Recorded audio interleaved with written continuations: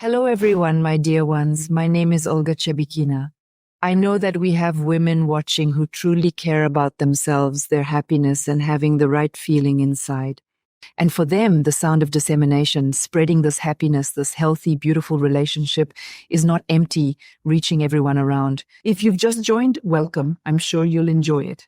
Today, Elena Mironova, a sacred psychologist, is my honored guest. I also genuinely appreciate in your story that will be highly educational for our audience, that acquiring a profession in the latter part of life or another occupation or a new calling, a new purpose can happen at any given moment in time. You have an inspiring story.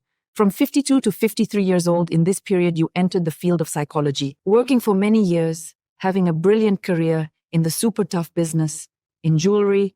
We will definitely talk about this, so your life example can also become a beacon for a huge number of our girls. By the way, about education, psychological education is actually the second higher stage. So it's not just about science, not just knowledge that you felt and acquired from within during the process of entering the profession, but let's talk about how it happened that while having a successful career in the jewelry business in the second half of life, after 50, it's obvious we're not shy to talk about age here. You realized that something else was needed, and that something else turned out to be psychology. I was in the jewelry industry most likely for the majority of my conscious existence. Everything was going great and wonderfully for me. I was in my element. Later, I discovered my grandfather, or rather great-grandfather, was a jeweler. And that's probably why it was absolutely my thing. And I thought that I would grow old there and finish my career. However, at a certain point, I began to go in circles, and I found myself managing the business of someone else. And I was a skilled leader, incredibly effective, but at the same time, I had a complex and intricate character. I have been fired 3 times, and they immediately rehired me because there was no one else who could fill my position. When it occurred for the 3rd time, I realized it wasn't about my relationship with the management, it was about myself. And I realized that I definitely wouldn't return there, but where I would go next, I didn't know. At that time, I had a brother who was a first-degree disabled person. He had childhood diabetes, and he was a doctor. But one day his kidneys failed. He lived in Kharkiv. I took him in. So it was 5 years of serving my brother. Meanwhile, here's work, and I get fired exactly during this period. Thus, I lack substantial savings, and I'm unsure of my next steps due to my belief that my abilities are limited to leadership and organization, leaving me with no other skills. My kids sent me to Bali at that time. And there, unaware of the world order, unaware of the elements, I just approached the ocean, spoke to it, and requested, "Please cleanse me of all unnecessary things and grant me your strength, your assurance." And after coming back from Bali, I miraculously discovered that I was enrolled in an art therapy course. Yes, it was unexpected for me, and on this course I registered in the psychology department, and that's how I ended up there. Apparently, I fulfilled my destiny, because social realization unfolds with the blessing of destiny, always. I haven't seen other cases, so either you're all good or I had a rough time. I ignored it. I thought I was so smart and beautiful on my own that my family had nothing to do with it. So I declined my roots. That is why my entire life was somewhat unstable, the preceding portion of my life. Questions about destiny. The vast majority seem to be at a loss. They search sometimes for years and decades and cannot find their way. Right now you are talking about destiny, such a social and true service in which you beautifully unfold and bring great benefit to the world, precisely with the blessing of your lineage. With family blessing, but alone not enough. It means you work on yourself as if forgiving everyone, as if freeing yourself from fears, but at the same time you have cold relations with your mother, and you are not ready to accept, forgive, and so on. But they won't let you progress. Everyone needs to think about it and do something about it. What was contained within your case was an exceptionally sincere and genuinely heartfelt acceptance, unique in its own way. This is the situation with my sibling. And just to clarify things nominally so individuals understand, because it is possible to have perfectly respectful, polite, and grateful relationships with parents. Either they have long since passed away, like there were no particular problems there, some kind memories remain, but still different mentors lead them to the same point through different paths, working through their lineage. The items you possessed and the steps you took to ensure complete clarity and undeniable proof of its actuality. Relationships with parents, especially with mom, were cold. A child doesn't always, but very often feels like they are not given enough, that something is wrong, that they are indifferent to their parents, and so on. He grows up with this great resentment or some events that confirmed it. And accordingly, I had a feeling since childhood that we were 3 children, that we were not loved, that we were at the bottom because our parents worked a lot. And now it's clear they had to support 3 children. But children, girls who didn't feel very comfortable at home, they get married very early. So yes, at 18, I got married. Consequently, communication with my family became even more distant. And it was just casual conversation, absolutely. Especially since probably in the upper grades, parents got divorced. And I had to compel myself to travel to my mother in Kharkiv. I lived with my dad, yes. That's how it was until my mom left our home and our lives took a different path. And after that, a brother was given to me, so apparently, I was very needed by the family because when we put ourselves and our lives in order and fulfill our destiny, we thus heal the lineage. And a brother was truly given as a gift. So, in this way, I settled my debts with my family and even started studying at the same time. And the understanding, knowledge came, but by that time, even Dad had passed away. I was already working on a subtle level with forgiveness, acceptance, and so on. So, those individuals who currently have living parents, do not waste time in vain. Do it immediately. Let me ask you this question. I'm not sure if it can be answered. A huge number of people also struggle with it. How to forgive a stubborn heart? Well, we unlearn how to cry. We are strong, right?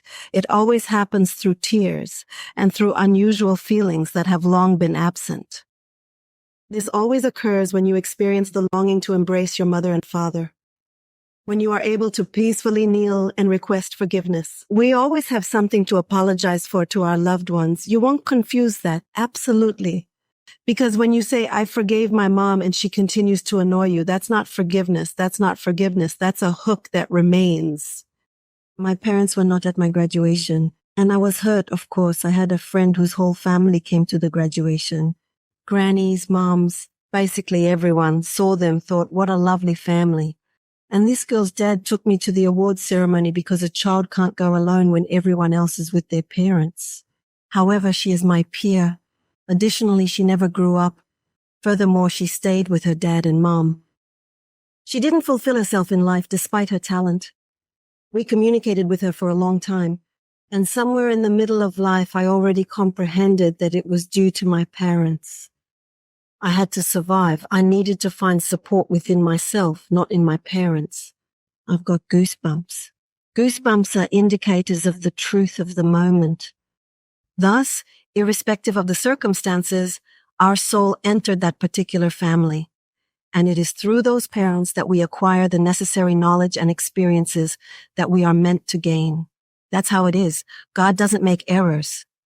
That's why it's about unconditional love. We can love kids unconditionally, but we can't do the same for parents. And we have complaints against our parents. But everything we didn't accept in them, we'll later receive in our kids. What have you got from your kids? You have 2 sons. They're already grown-ups, also a grandma. It is a pleasant role. What did you observe that you did not accept in your parents' behavior or values? I thought everything was fine, but one day my youngest son went to a psychoanalyst. We had good relationships with both sons. I thought I was doing great. Everything seemed fine. He visited a psychoanalyst and they discovered something there, and our relationship became colder than it had been previously. And this continues for now because psychoanalysis is a somewhat different method. So you have found, for example, a trauma, but you are not processing it. You are not rewriting the script and so on. So far, our relationship leaves much to be desired for me. I have experienced the same, albeit to a lesser extent, in alienation. Although, yes, the parallel is absolutely the same here. Or I was divorcing my husbands, and it was my decision. Something always didn't satisfy me there. And now the older son is going through a divorce with his wife. It was hard to accept, but I understand that once again, everyone came for their own experience. In our family, everyone's divorced. Mom and dad split. The 3 of us were all divorced. But let this be the last divorce in our family. Everything else, and again, let both the wife and the son be happy in other relationships, in other families, or maybe it will work out differently. In this case, it's probably also difficult to choose the right words because it's impossible to capture the full diversity of the situation with any general phrase. But this is definitely an experience and a lesson given to move forward. I have the most basic lessons about acceptance. Moreover, I was very categorical. I was a strict leader. I thought I knew how it should be. And the kids came over to me. Children come to us to teach us important things and help us learn valuable lessons. And it's crucial to grasp what precisely. And well before psychology, I recognized that both my sons arrived for acceptance. Because I don't remember anything from either one. They are very different. Even their dads are different. And suddenly I realized that neither the first nor the second ever judged anyone, never complained about anyone. And the most difficult lessons that I am going through right now are about acceptance. I truly like it, Lena, such a strong position, working in psychology for quite a long time with such complex, deep methods. When you have your path, and there are lessons that I have not finished learning and that I am finishing right now before your eyes. This is extremely powerful, Aimo. And lastly, I wanted to ask one more question within the scope of today's convo. Referring to this incident at the graduation, when this girl was visited by such a big, loving family who is so caring, no one came to you. Is she individual somewhere, or is there this universal golden mean? Because everyone is asking themselves this question. How to love. How to love in a way that you don't fall out of love, but at the same time, because we don't want to give our children harsh lessons. I'm a working mom too. I also spend little time. When you talked about your sons, my child definitely came to teach me acceptance. He never accepted in his life. Never. No matter what happens in my life, no matter how I behave, I calm down. But through storms, through work, through a psychologist, many tools, I level off.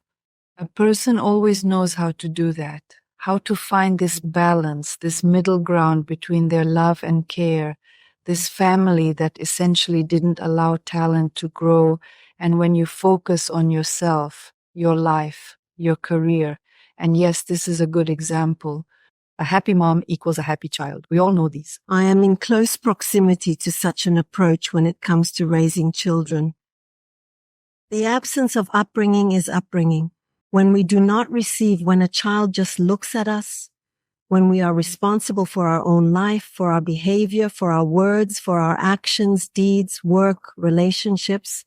So we simply exist. No need to attempt. Everything ought to be natural. Just act according to your instincts. I am about to cry at this moment, so let us finish the episode and look forward to seeing you in our upcoming episodes. Don't forget to subscribe to our YouTube channel. Thank you for watching us. Comments, as always, are open for you.